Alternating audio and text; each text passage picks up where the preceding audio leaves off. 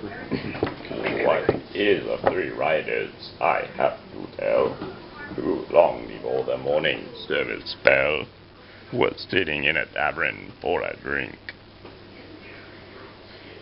And they sat and heard the handbell clink. Before a goblin going to the grave, one of them called to the little tavern knave and said, "Go and find out one looks cracked, whose corpse is in that coffin passing by, and see you get the name correctly too." "Sir, no need. I promise you, 2 hours before you came here, I was told. She was a friend of yours in days of old. And suddenly last night, the man was slain, upon his bench face up, dead drunk again. There came a pretty thief, they called him Death, who kills us all around here. And in a breath, he spared him through the heart. He never stirred.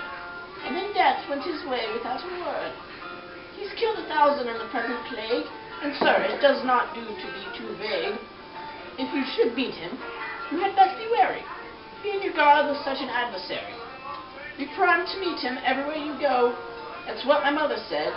It's all I know." "My Saint Mary, what the child says is right. You'd best be wary. This very year he killed, in large village, a mile away, a man, woman, serve at tillage. Page and household children, all were there. Yes, I imagine that he lives round there.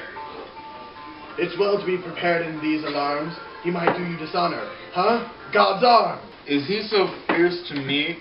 I'll search for him by Jesus, street for street."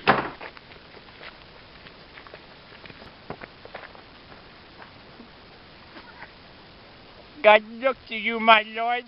"What, old fool? Give place. Why are you all wrapped up except your face? Why live so long? Isn't it time to die?" "Because I never have found, though I have walked to India, searching round, village and city on my pilgrimage, one who would change his youth to have my age. And so my age is mine, and must be still once upon me, for such time as God may will. Not even this, alas, would take my life. So, like a wretched prisoner at strife, within himself I walk alone and wait about the earth, which is my mother's gate, knocking with my staff from night to noon, and crying, 'Mother, open to me soon!' Look at me, mother, won't you let me in? See how I wither, flesh, blood, and skin?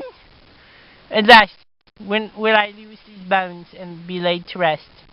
Mother, I would exchange, for that were best, the wardrobe in my chamber, standing there, so long for yours, I for a shirt of hair, to wrap me up in. She has refused her grace, hence comes the pallor of my withered face.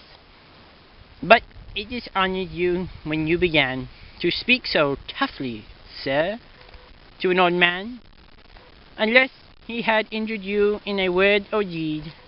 It says in Holy Writ, as you may read, 'Thou shalt rise up before the hoary head, and honor it, and therefore be it said, do no more harm to an old man than you, being now young, would have another due. When you are old, if you should live till then. And so may God be with you, gentlemen, for I must go whither I have to go."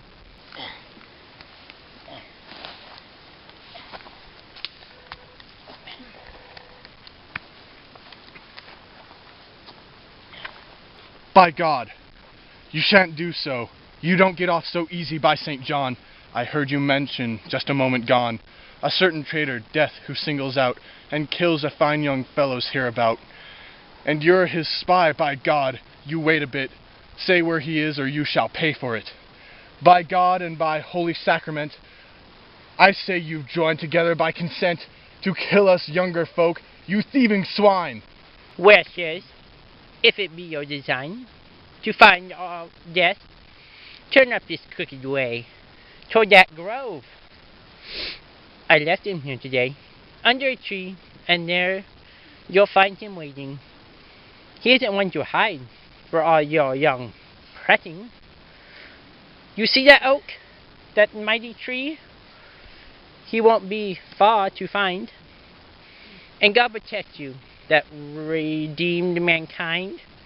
Aye, and amend you. Oh, dang!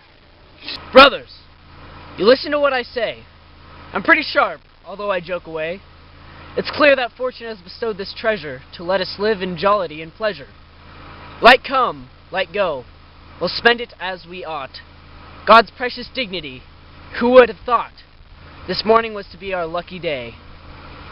If one could only get the gold away, back to my house or else to yours perhaps, for as you know, the gold is ours, chaps.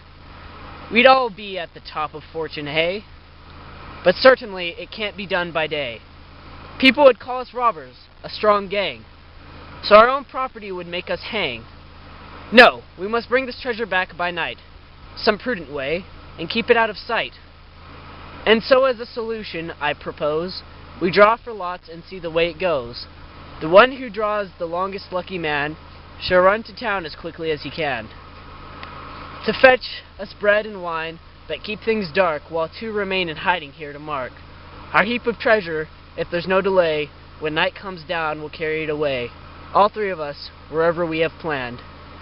I'm off, my brothers. And here's a lot of gold that is to be divided equally among us three. Nevertheless, if I could shape things thus, so that we shared it.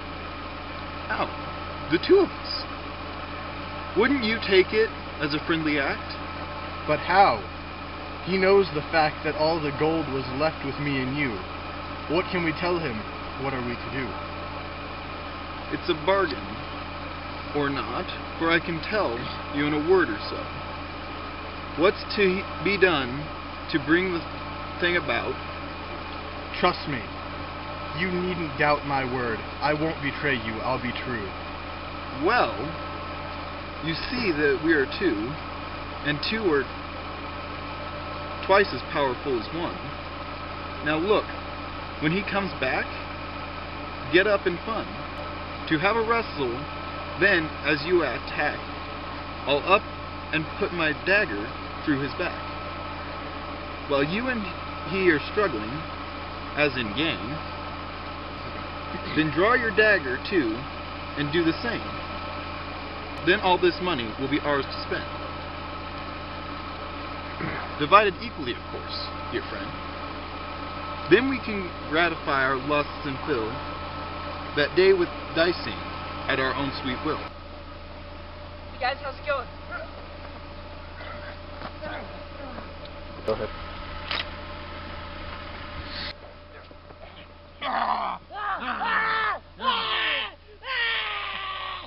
Now have a drink and let's be merry, for later there'll be a corpse to bury.